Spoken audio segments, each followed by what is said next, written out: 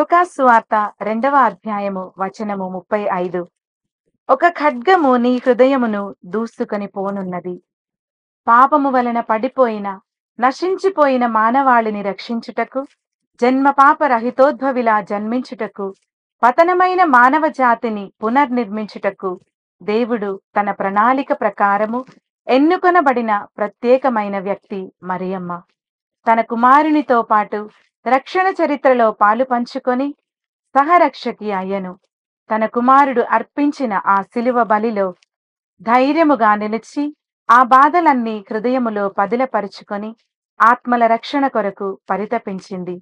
ప్రియ దేవుని బిడ్డలారా, మనము కూడా మన దైనందిన జీవితములో ఎదురయ్యే బాధలను ఆత్మల రక్షణ కోసము సమర్పించుటకు దేవుడు మనకు కృపను దయచేయునుగాక.